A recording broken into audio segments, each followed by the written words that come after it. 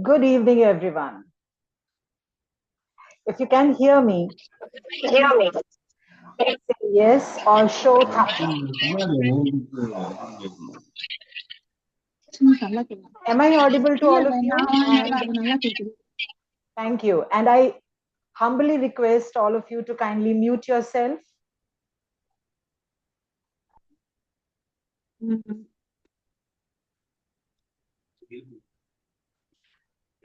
Good evening, everyone, and welcome.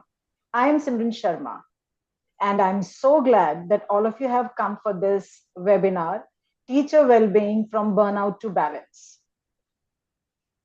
The goal of this webinar is to find strategies for sustainable professional and personal growth. And I believe that empowering ourselves to thrive and not just to survive is the goal of is the main purpose of this webinar.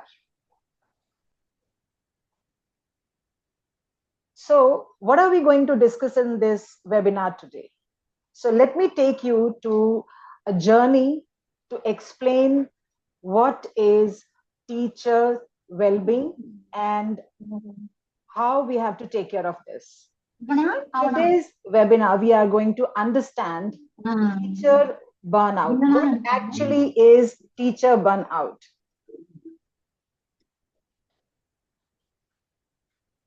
I request humbly to all of you to kindly mute yourself. So once again, I welcome all of you and I thank all of you to be part of this webinar. As I mentioned earlier, that we are discussing here the teacher well-being from burnout to balance.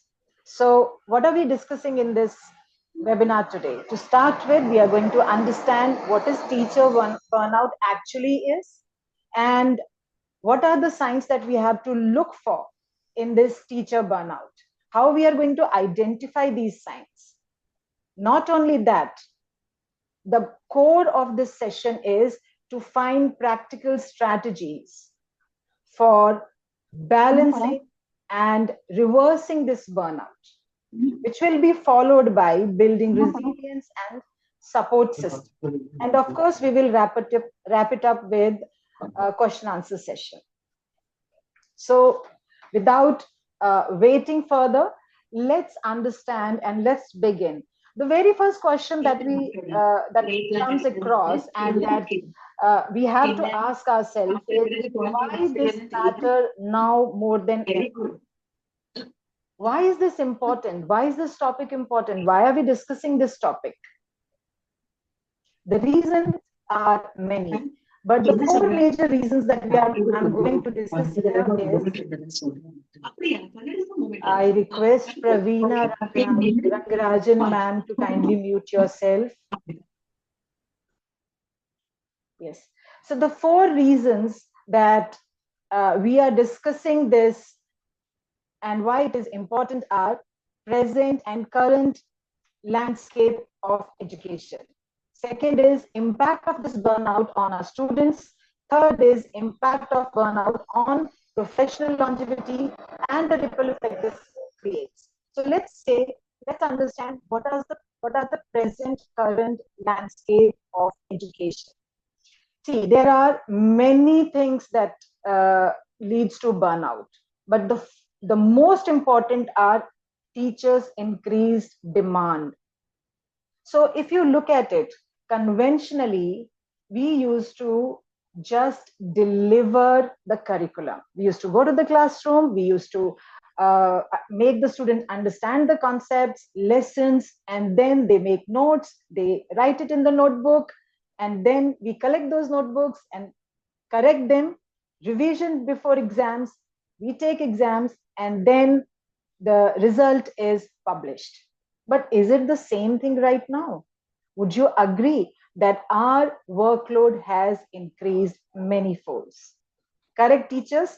If you agree with me, please show your hand and show me thumbs up. Absolutely right. Thank you so very much. So, what are we doing these days? Beside delivering curriculum, we are taking care of our students' physical well being. Not only that, we are taking care of their social and emotional well being. We give them notes and make sure that they complete those notes at home. They have to finish their work. And then, once everything is done, we create a detailed report of each and every student. Isn't it too much of work for us? Yes. So that is one reason. That is why we are facing this. Another is evolving educational environment. What is the environment right now? We are teaching blended learning. We are taking hybrid classrooms. We are shifting to skill based education, isn't it? So what are we doing as teachers? We are learning every day. We are evolving ourselves. We are updating ourselves. Again, it's too much to catch up with. Now, take your look at the post pandemic stress. If you look at it, you'll say, okay, it is done, already finished, ma'am. Why we are talking about it? Is it really finished? The student who was in grade 5 now is in grade 10, right? So what the unique drawbacks or the setbacks of that era, that time, that period? Academic gaps, learning losses. So it is not yet covered. We are still struggling with that. Am I right? And then move on to emotional exhaustion. Every day we are exhausted. That leads to burnout. So the current educational landscape is very important factor which is a cause or indicator of our burnout. Now, if the teacher is not feeling well, obviously it will reciprocate, it will reflect in the classroom. And but if the teacher is if teacher's well-being is good, then it conveys a positive message, positive energy, and the students are engaged and the learning environment is stable, helpful, happy. So another reason we should take care of this issue, we have to understand this issue. Now let's talk about our professional longevity. If the teacher is not feeling well, her well-being is not good, so what is the uh, final impact? So what I read recently in the newspaper is that teachers are quitting in 2025. Am I right? Would you agree that they are saying enough is enough? Now we can't cope up with this. So they are saying, yes, I am done. So we are losing very good professional. We are losing experienced professionals. We are losing good educators. They are cutting short their professional journey, which is not good. And it needs for urgent attention to teachers or self well-being. So what is the ripple effect? If the teacher is not happy, the student is not happy. But if the teacher is happy, it will go to student. Student is also happy. So classroom is happy. If the classroom is happy, the school is happy, and the education community is happy. In turn, our total community, our country is happy. Am I making tall claims here? Please do share with me. Am I taking tall claims that the teacher well-being is essential and is important for communities' well-being? Okay. Now moving on. What is teacher burnout? What is it actually? Are we talking in confusion? Is it not that big an issue that we are saying that, or is it just a simple issue and it is blown out of proportion? No, it is not. Because according to WHO, it's a continuous and prolonged physical, mental, and emotional fatigue. And it is the result of a stress which is related to your work. So here we are not talking about just a normal stress. It is not everyday affair. It is nothing like today my maid didn't come, or maybe my son or my daughter is not well, I had a flat tire. No, my dear, we are not talking about this. We are talking about a chronic condition, the condition which is serious. We need to take an account of this. So I will bring here Christina Mislash, who is an American social psychologist and professor. She invented an inventory to assess, it's a tool to assess occupational burnout. How are we going to find out whether a particular employee or a teacher is facing this burnout? For this, there are three key components. First is to measure emotional exhaustion of that teacher.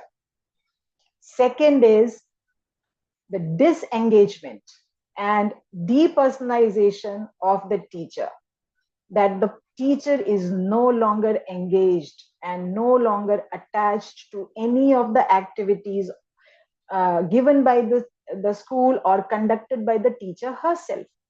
And the third, very important, is the reduced personal accomplishment. She's not feeling accomplished. She's not feeling happy. There is nothing to be celebrated by her. Would you agree with me, my dear friends? Have you felt something like this before? Yes. Thank you, Komal ma'am. Thank you so much. Now, before we elaborate what is burnout, there is a slight difference. We have to understand what stress is and what is burnout. How are you going to identify this? How are you going to say whether this is a stress or a burnout? My dear friends, you can give me your input. You can write in the chat box if you want to. Yes, I can see. Right. Thank you. Thank you so much for your involvement. So, what is stress? Stress is that you have to go and deliver a lecture. Okay. So, what are you doing? You are overexcited, right? You are facing anxiety. You feel anxious, restlessness, and that is just related to that one particular task. You don't face it that every day, right? So stress is over engagement, emotions, overreactive, urgency, and anxiety. Whereas burnout is totally opposite. If you in stress you have over engagement, in burnout there is total disengagement. Emotions blunted, there is a sense of helplessness, and that leads to depression. So here what we are talking about is something more than serious than stress. Now let's understand what are the causes of this burnout. I would request teachers to unmute yourself and give me at least one cause. If not all, one of you or two of you, please do interact with me and give me any one cause that you think is the reason for burnout.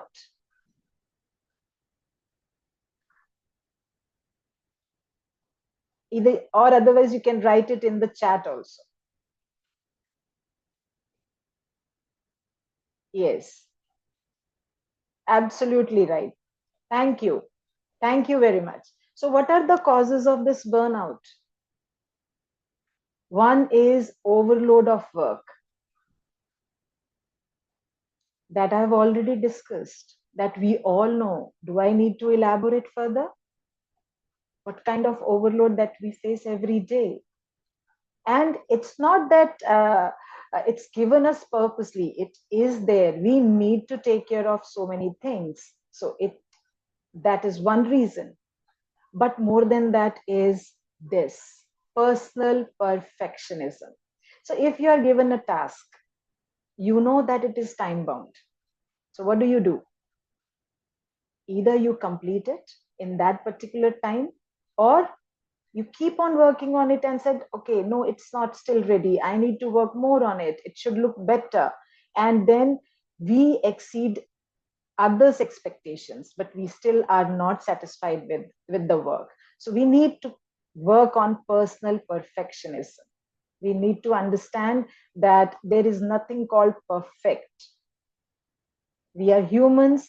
It's all right if the activity given to you or the work given to you is under the objective that it has to serve.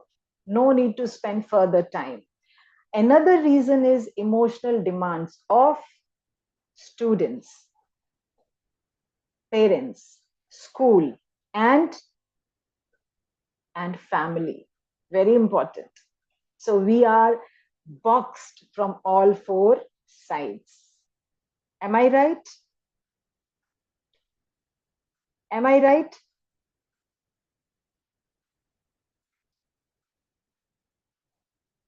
I see so many are waiting there. Okay, right. So emotional demands, that also leads to, is the reason for the burnout. Okay, now the next cause is role ambiguity. So when you join school, you've been told, okay, you have to teach the particular subject. You will be a class teacher. Yes, you have to take care of so many other things. Absolutely fine. But then we participate in so many different activities, isn't it? We are given what? Admission duties, promotion duties, then we are given uh, assembly duties, sports duties. So we perform everything. Not only that, we need to understand parents' emotions also. So we work as a counselor also at times. We talk to them. We give them confidence that your child is in safe hands and they are learning everything very beautifully. So there is a role ambiguity. Another is lack of administrative support. You are doing everything. You've been overloaded. You have your own shortcomings. You have so many demands to meet and the role ambiguity. But if you don't get administrative support, that will cause burnout. Now, what is the cycle of burnout? See, the cycle of burnout or the path of burnout is very predictable. We can very easily predict whether we are going to face the burnout or not if you understand these five factors. So, first phase of burnout is honeymoon and enthusiasm phase. So when we enter the school, like we join a new school, what we do? We volunteer. We say, okay, beside teaching, I know so many things. I'm very good with computers. I can take digital marketing. I'm available after school hours, and so on and so forth. So initially, it is very exciting. You get a lot of validation from your superiors, your colleagues, and then you feel so elated. But there comes the second phase, stagnation and frustration. So initially, what makes you happy is now very overwhelming. You feel, I have too much in my plate. I don't think so. I can perform all these, take care of all these responsibilities. I need to reduce. Okay, so this is the stage of stagnation and frustration. Okay, now moving on to the third phase, apathy and withdrawal. Now, in this phase, you're totally detached. You don't want any responsibility. There's a loss of interest here. So you are not interested. Third stage. Fourth stage is when you don't care about anything. You are totally completely exhausted, total disengagement. You face physical and mental issues. There comes habitual burnout because it's happening again and again. Now, how are we going to recognize these signs, whether I am facing this or my colleagues are facing? So there are four symptoms that we have to look for: physical symptoms, emotional symptoms, behavioral, and cognitive symptoms. Physical symptoms: when you have persistent headaches, your muscle tension, you don't get enough sleep, you don't eat properly. These are the physical symptoms. What about emotional? You get irritated, you get upset, you are anxious, you snap, you react. These are your emotional symptoms.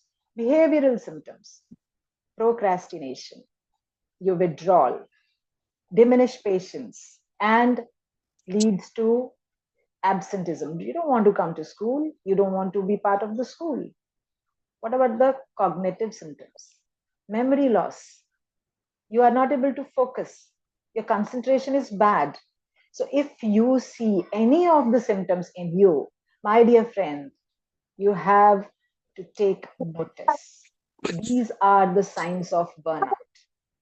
So, are we alone here? No, don't get scared. We are not alone. According to the new national survey, 61% of teachers they feel stressed, and 58% says they are facing mental health issues. So if you look at this pie chart, 23 are saying they are always stressed, and 38% often, 30% sometimes, 7% hardly, and 1% never. Where do you find yourself? In 23? 23%. Oh, it's worrisome. You need to take care of yourself. Even if you're in 38%, then also it is alarming. 30%, okay, still you're managing. But I bet 7%, many of you would not agree with this, right? Hold on, I'm admitting more students, more participants.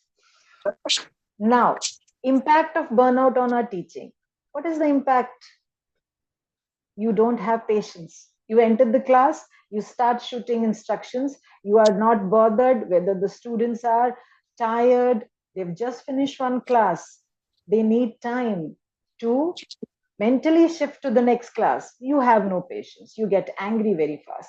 Then you do not show any empathy. If your student says that, sir or ma'am, if they say we are not able to complete our work because of certain reasons, you said, I don't care. I told you to submit your work, and then you are not submitting it. Third is lower creativity and earlier you were very happy. You used to plan elaborate activities, innovative activities. Okay, but now you just want to go there, conduct that activity, explain, and move on. So it is affecting your creativity and engagement. If you are low on your creativity, it will bring negative environment to your classroom. And once it is set, you will hear whispers in the school corridors. So and so teacher is always rude, always angry, always tired. I don't know what happened. Earlier she was very good. And once you start hearing this, it will start affecting you. And then you will take excuse, make excuse not to come to school, and you'll start saying that I'm not well and I don't want to come to the school. So now we have understood what is burnout. Okay, what are the causes? What is the cycle? What are the impacts? So, is there any turnaround? Can we turn it around? Yes, we can.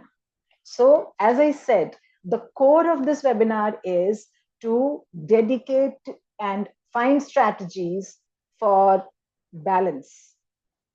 How to turn this burnout around. So, for that, we have 7 strategies. I'm very quickly going to cover it all. I know it's a Zoom meeting, 40 minutes.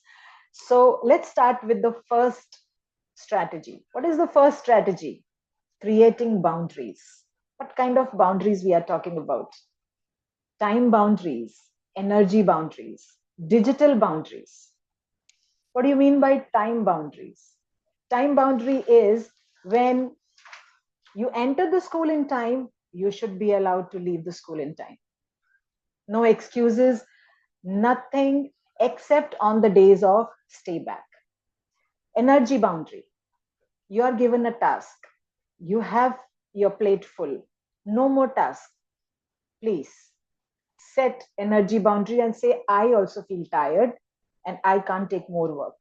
Digital boundaries. After certain hours, say 6 o'clock, there shouldn't be any WhatsApp message. There shouldn't be any email from the school. I don't have to connect with anybody. I need it's me time. And you should do it regularly. It's not just one day. And the second strategy that you can take is prioritizing and delegation. Now, here I will mention Dwight D. Eisenhower. He was the 34th president of United States. So he created a matrix, which is a management tool to categorize work into four different categories. What are these four different categories? Urgent and important. If the work is very urgent and important, like the school discipline or the student misbehaved in the classroom, please take it first. Complete it then and there. Don't wait. Important but not urgent. This work has to be scheduled. So, what kind of work can be important but not urgent? That you have to plan an innovative activity. So, this can be scheduled and you can take care of it because you're not going to perform that or demonstrate that activity tomorrow. It's important, but can be taken care in 2-3 days. Third is urgent, not important. What can be urgent but not important? Notebook correction. So collection of the notebook for corrections can be delegated to the monitor of the class. And fourth, not urgent, not important. For example, gossiping, scrolling social media during school hours, or online shopping. We should not waste our time in this. Beside that, we have to take care of the time wasters. One work given to four, one of them is going to get approved. The three of them wasted their time. We need to take care of that. We have to find out, identify the time wasters and eliminate that. Leverage student leaders, take care of their health, make them more responsible.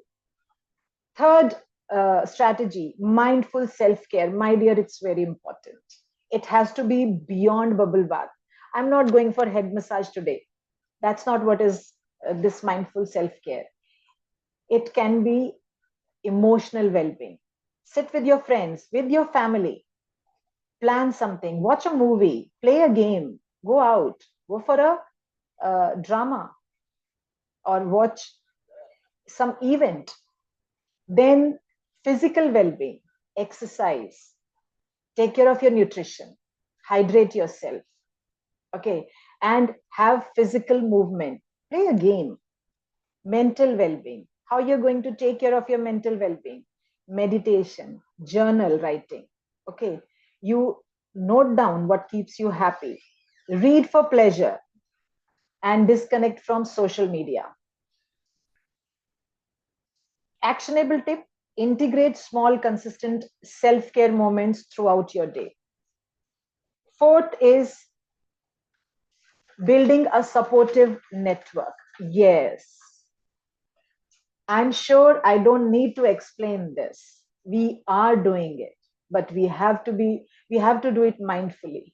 Colleague connection, exchange notes, learn from them. If they are good in something, please ask them that how you are doing it. Help me also learn this. Mentorship, go to your senior teacher or the head of the organization. Take their help. If you are not feeling well, ask them to help you. Then go for professional learning communities. You have so many WhatsApp groups, you have so many school groups. Go there, participate, take up the challenge, celebrate those successes, and find solutions together. When you interact with each other, we become compassionate of each other. We also understand it's not me only who's facing this, there are others also. Along with that, you have to connect to the external network. You have educators network, you know there are active networks, be part of it. Ask somebody to introduce you. Embracing imperfection. What is imperfection? As I said, enough is enough. Don't go for elaborate details when you are given a task. Be happy with enough. Take care of yourself. Okay. Self compassion is important. If you are not well, nothing matters. We all know that. Learn from your mistakes. Don't be afraid. Don't say that, oh, this was not up to the mark. Of course, not 100%, maybe 80%. 80% celebrate, 20% take a positive takeaway from that, and improvise, and next time make sure that mistake is covered and you don't do it. Now this is very, very important. Reconnecting with why. Why have with your why did I choose this profession? What is the reason that I've been, I wanted to be a teacher? So recall your passion. Remember those days when you go to the classroom and when you stand there and look at the smiling faces, and that makes you happy. And then when you are most alive in the classroom, focus on small wins. Don't wait for big celebrations, big achievements. Small, small wins. And then feel happy, enjoy those moments. And remember those students when they come to you and wished you happy birthday on Teachers' Day. They have given you so many cards and said that, ma'am, you are awesome. You are the best teacher. Keep a folder, keep a file, keep all these things in that. And then go through them from time to time to assure you that what I'm doing is wonderful and important. Along with that, the most important is professional development for well-being. Upgrade yourself. Don't just sit. What I know, I know. I don't need to learn anything more. Go for practical skills like time management, stress management, communication, and in present scenario, AI. Learn about it. Be mindful and attend social emotional learning workshops. Understand, don't shy. If you feel stressed, attend. Go there, find out why you're facing this problem. Take care of your peers, take care of your seniors, ask for constructive feedback. What I'm doing is right? Or do you think I need to change my ways? Or do you think I'm going to, what is the way that I'm going to improve? Explore school provided professional development options, whether they're online, offline, or otherwise. Okay, take effort to do it yourself also. Now, what is the role of the school leadership? School leadership plays an important role. First is make sure the environment of the school is positive. That's the foremost thing. Nobody should fear you. Nobody should be scared of you that, okay, I have this suggestion. May I go to her or him? Or what if I'm being judged, totally rejected? No. Second is that realistic expectations. Realistic expectations are that you are given a work, and what is expected you should be realistic. Use mental health resources. If you need counseling, you need to go to a counselor. Now, creating a well-being for yourself. How you're going to do it? Assess yourself. Am I good? Is my current well-being good? If not, then what are the areas in which I need focus, in which I need improvement? So out of those 4 or 5 areas, select one or two. Then make a SMART goal. What is a SMART goal? Specific, measurable, achievable, relatable, time-bound goal. It should be very specific. It should be measurable, and it should be achievable within a time, and it should be relevant. Plan it, schedule it, conduct it, and review it after a certain time. For example, my action plan improves sleep quality. How I'm going to do it? After 10:30, I will not stay awake, and I have to sleep sharp at 10:30, and I'm going to do it for next 3 days. For that, what is my strategy? What is my SMART goal? No screen time whatsoever, phone, laptop, TV, 30 minutes before my bedtime. I'll read a physical book, and maybe I'll take, little bit of walk here and there in the house itself, so that I my mental state is such that I'm ready for sleep. And you do it for 3 weeks. Believe me, this is how you're going to set your body that you're going to sleep at 10:30. What are the key takeaways? Being well isn't selfish, it's essential. Small, consistent changes lead to big results. You are not alone. You have to plan it, you have to have strategies to turn it around. Prioritize yourself to be the best in the classroom. Right. what is the take of UNESCO and NEP? Both says the same thing. Teacher is the most important well-being in the school, and it's teacher is an essential member of the school, of the society also. I have prepared one video also to summarize this, but I don't think so. We have time. I'm going to skip it. Now I'm moving on to a question answer session. So if you have anything, please share it with me. I am looking forward to your feedback. And if you have any questions, please unmute yourself and then interact with me. Share it with us.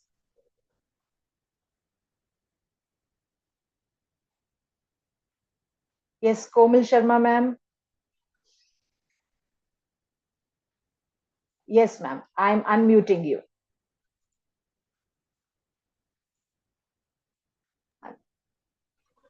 Hold on. I'm trying to unmute you.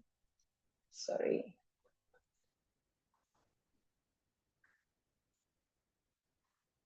Why I'm not able to unmute Bharti, ma'am? Bharti, ma'am, you try from your side.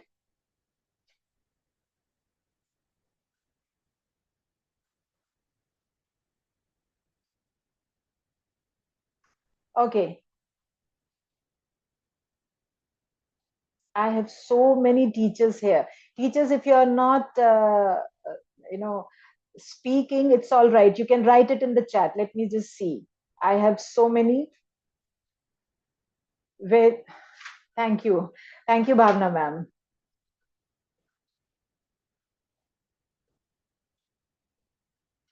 Please leave your message. Please leave your input in the chat box here, please.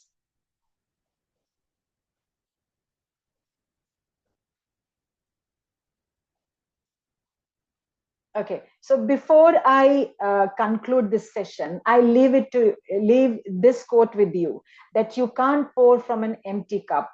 Fill yours first. And reflection is, what one change will you make from today? Out of these 7 strategies, you can select any one, or you can select more than this to take care of the burnout. If you find any signs in you, and if you find any signs in any of your friends, you can suggest these strategies with them, to them. Thank you so much for your dedication, for your time. I'm really thankful, and gratitude to all of you.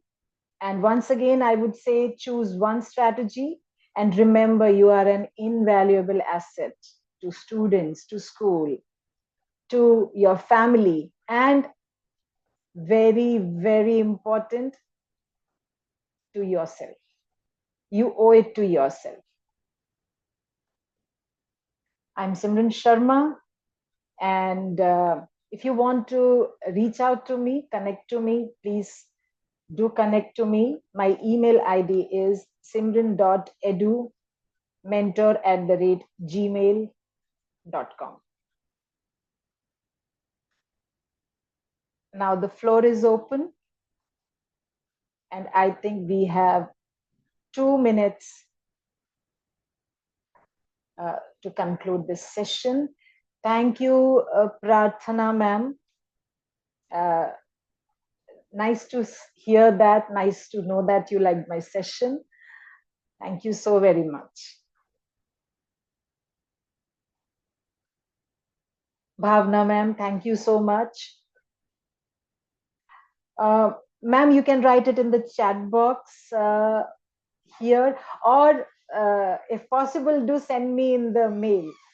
Simran.edumentor@gmail.com.